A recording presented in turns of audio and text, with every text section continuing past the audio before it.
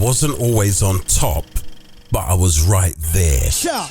I'm telling you, mate, see, when we come, we don't paint and we don't pamper and we certainly don't lotion.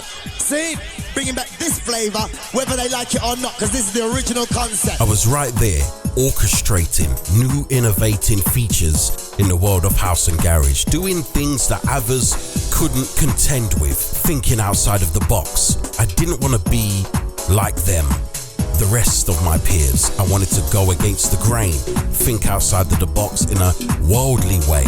Remember, my influences come from so many different mixed genres, including hardcore and jungle, which I've still had a foot in. I used to bring forth different type of artists to work with, bring it to the front line.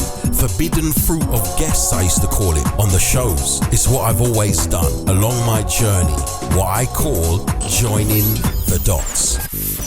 Like in 1994, while being on the biggest house and garage station of London, Freak FM, I had to be more of a standout from the rest because there was mad talent on that platform. So my thoughts was jingles. Always had a thing for jingles, radio idents, to distinguish me differently from the other shows.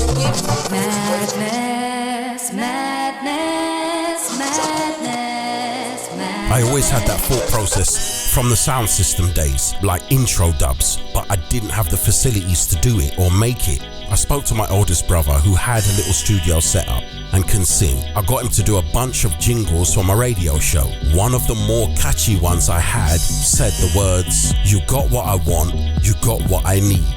It's the madness," a cappella. Playing jingles like this also contributed in more recognition, defining my sets different from the others. Like I said, it was so popular, people would sing that particular jingle to me when they were approaching me in clubs.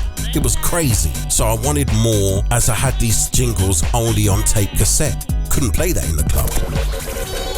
Around these times in 94, I still had a foot in the jungle connection. I used to get advice and some schooling, mentoring from one of the greats, LSD, the captain, who was massive in his own lane. So to receive any advice was a blessing. One night he invited me to come out with him to Lid Airport Hangar alongside MC Fearless for the Mighty World Dance. Thousands of ravers. It was unbelievable, like nothing I've ever seen before. He performed what he called a 10 grand set alongside Fearless. They smashed the place to bits in front of thousands, and he played some serious dub specials, some with his name in it, which gave me ideas for what I wanted to do in house and garage. But this was 1994. No one thought outside of the box like this. I mean, in house and garage it was straight 4x4, Todd Edwards, Victor Simonelli, Kerry Chandler, Masters at Work. How would this work for me? Then Mickey Finn steps up after Ellis, placing his acetate on deck number 1. I watched keenly. He also had an intro dub plate which was mesmerizing, with the powerful vocals saying, "Rinse out Mickey." Listen, that was the light bulb moment. I got it. I must have an intro like this in garage. But how? That's too cold. And the house and garage raves are filled with women. You can't play a dub like that. Damn, son, where'd you find this? I next approached my brother again. I said, I want you to re-sing the popular jingle and let's turn it into an intro dub plate. Thinking the ragga samples was too much. I know that kind of style from Saxon and the jungle DJs, but that's too much for house and garage, which was predominantly ladies. So the singing jingle would perhaps be more appropriate. This was our first collab in the studio together, so I needed something to stand out. I chose a drum loop. I said, let's use Got Myself Together from the 24-Hour Experience, a Grant Nelson loop. Okay, so we sampled it, but it sounded just like his track. So you wanted to make it your own. Okay, let's make it more with a jungle influence. Reprogramming the loop, rewriting it as it is to make it our very own. Chopping it up like a jungle format, but in a slower BPM. My brother said, let's do it like LSD does it. And the other jungle producers, like Busy B and these guys, can transform a loop into something special, different from where you originally got it from, which was more organic. This, alongside the vocal, started to bring the track to life. I wanted a killer bass line though, had to have that. That's in my bloodline, so my audience would know the difference and make sure there was no mistake. Here comes Maddness. I took to the keyboard, a Novation bass unit. I started playing around, trying to find that war-type bass pattern. After some time, it happened. A 2-note bass pattern. We both looked at each other with glee on our faces like, that's it, that's the one. Then I thought, what's these knobs do at the top of the keyboard? I turned one of them. It distorted the bass line like a jungle wobble. It had a longer, foreboding intro that was different from house and garage classics of the time.